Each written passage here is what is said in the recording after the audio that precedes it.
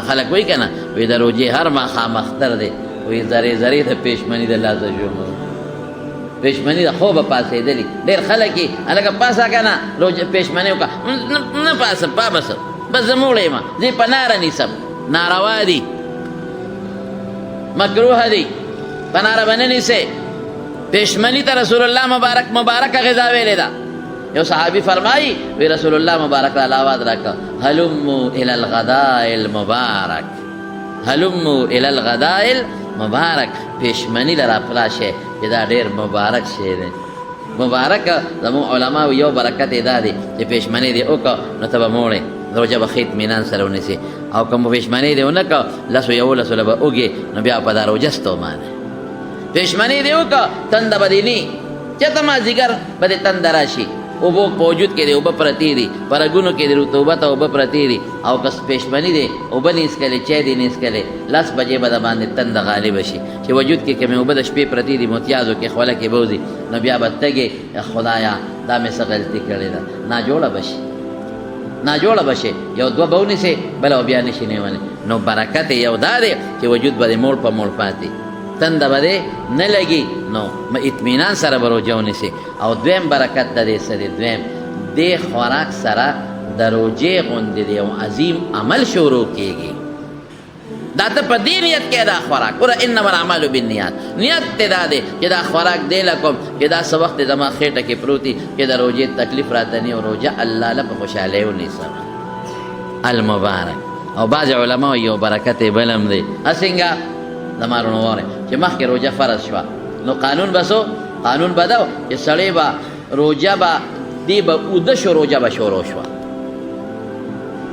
روژه به یې ماته کړه ماښام بیا به کله روژه شروع کېده چې کله به یې سترګې ورلې اوده به شو که روژه به یې نه مو ماته کړې او اوده به شو بیا به روژه شروع شو که 9 بجې به اوده شو که 10 به اوده شو بس روژه به شروع شو یو صحابي دی رسول الله صلی الله علیه وسلم په زمانه کې هغه غریب ټول عمر په پټو کې خواري مزدوري وکړله نو چې ماښام راغی کور ته د روژه ماتي په ټیم کې نو کور ورکه رسنو بیبي ته وایي د خوراک څه شته بیبي ورته وایي چې خوراک خو څه نشته ودرېږه ګاونډیانو کره دله څه ګورم دې غریب ستړی و کار یې کړی نو د ډډه وواله چې ډډه یې وواله خوب ورغی غریب ته چې ښځه یې راله و دې خاوند ته یې وکته واه خیبه اوهو زما خاوند غریب ټول ورځ خدمت وکړه مزدوري وکړه دا خو غریب اوده شو خوب خو د انسان په اختیار کې نه کنه بې اختیاره بعضې وخت انسان له خوب راشي دا خو غریب اوده شو دا خو د بیا روژه شروع شي هغې غریب یې خوراک راوړه او دې اوده شوی خوب سره روژه شروع شوه چې شروع شوه روژه چې ورځ ورپسې روژه ده نو اوس خو پېشمني نه شي کولی روژه شروع شوې ده چې نیمې تر ورځ ورسېده بېهوشه شو بس چې دا تکلیف راغی په صحابه کرامو نو قرآن شریف کې الله پاک آیت نازل کړ کلوا واشربوا حتی یتبین لکم الخیط الابیض من الخیط الاسود من الفجر بس د شپې خوراک جیش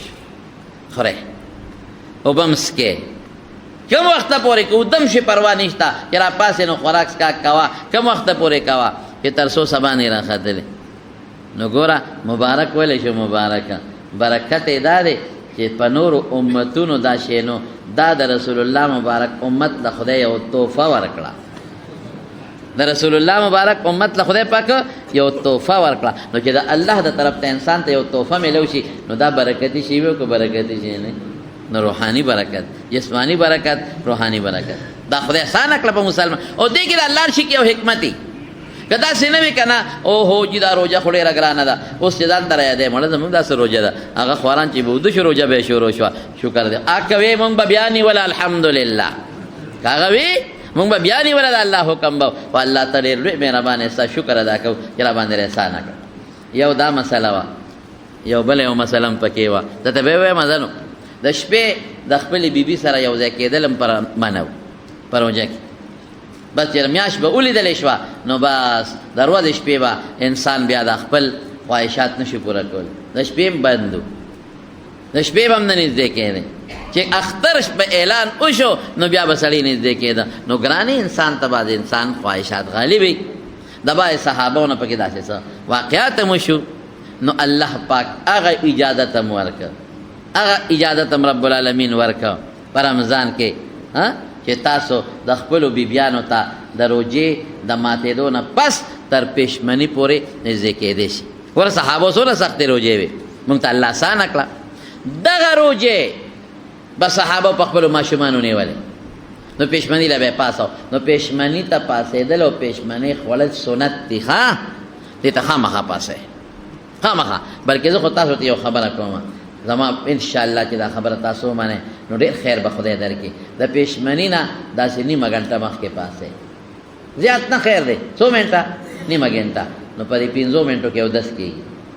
یا په 10 منټو کې د اودس وشي، نو ښکلې پابسې نو اودس به وکړي. نو په 10 منټو کې یا په 15 منټو کې ښکلې یو اته رکعته لمونځ کېږي،